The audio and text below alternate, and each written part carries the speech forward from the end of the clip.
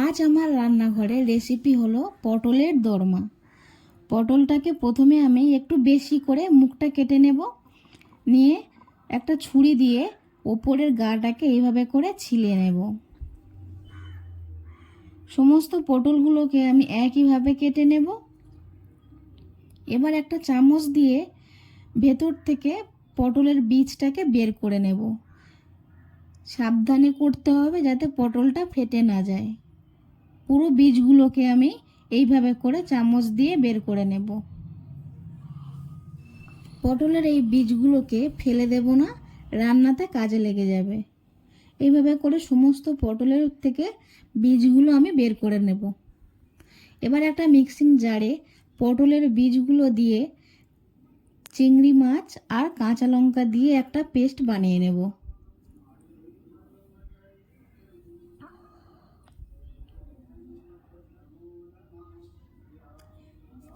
এবারে পটলের মধ্যে আমি একটু নুন মাখিয়ে নেব। নুনটাকে ভালো করে পটলের সাথে মাখিয়ে নিতে হবে, ভেতরে ও বাইরে ভালো করে নুনটা পটলের মধ্যে মাখিয়ে নেব।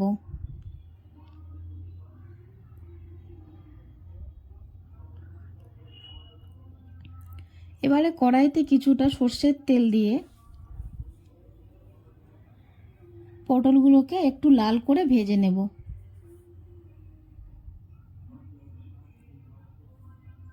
পটলগুলো একটু লাল করে ভেজে নিয়ে এই রকম করে ভেজে নিয়ে আমি এবার তুলে নেব।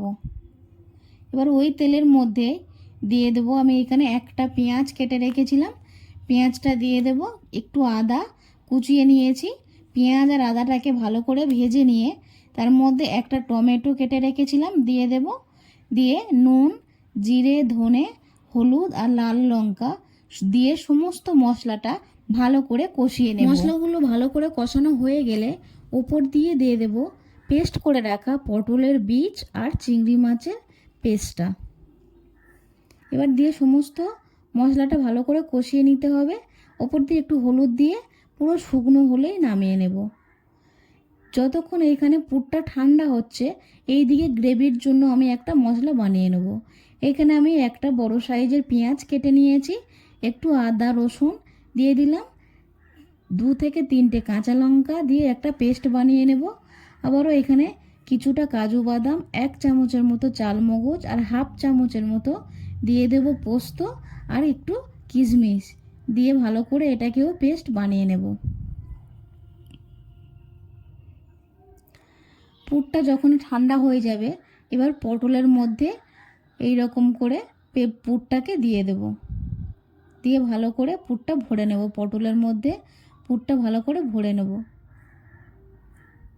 রান্নাটি যদি ভালো লেগে থাকে তাহলে চ্যানেলটিকে সাবস্ক্রাইব করে নেবার অনুরোধ রইল। আর আমার চ্যানেলে নিত্য নতুন রান্নার ভিডিও পেতে পাশে থাকা বেল আইকনটি অন করে নেবেন। আর এখনও পর্যন্ত যারা আমার চ্যানেলটিকে সাবস্ক্রাইব করেছেন তাদেরকে অসংখ্য ধন্যবাদ। সমস্ত পটলের মধ্যে আমি পুরগুলো ভরে নেব।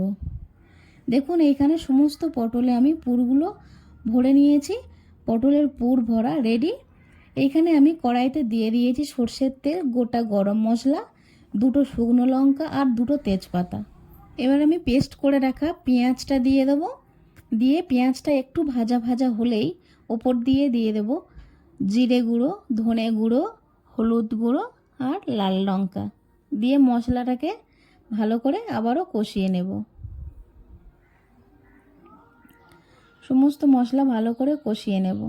যখন মশলা দিয়ে এরকম তেল ছেড়ে ছেড়ে যাবে তখন আমি দিয়ে দেব পেস্ট করে রাখা কাজু আর চালমগজ বাটাটা দিয়ে ভালো করে আবারও সমস্ত মশলা কষিয়ে নিতে হবে।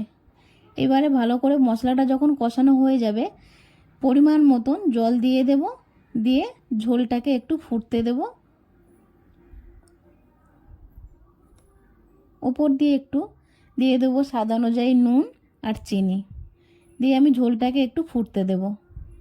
ঝোলটা যখনই এরকম ফুটে আসবে তখনই দিয়ে দেব আমি পুর ভরে রাখা পটলগুলোকে দিয়ে আমি আরও কিছুক্ষণ রান্না করে নেব ঢাকা দিয়ে, যতক্ষণ না ঝোলটা একটু গাঢ় গাঢ় গামাকা হয়ে যাচ্ছে।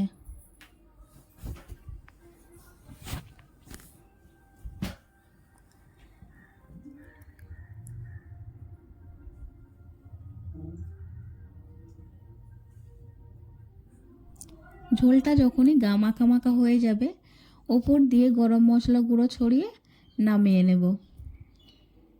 তাহলেই রেডি হয়ে যাবে স্পেশাল পটলের দোরমা।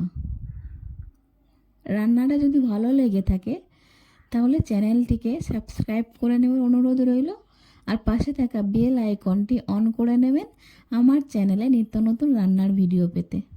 দেখা হচ্ছে আবার একটা নতুন রেসিপির সাথে।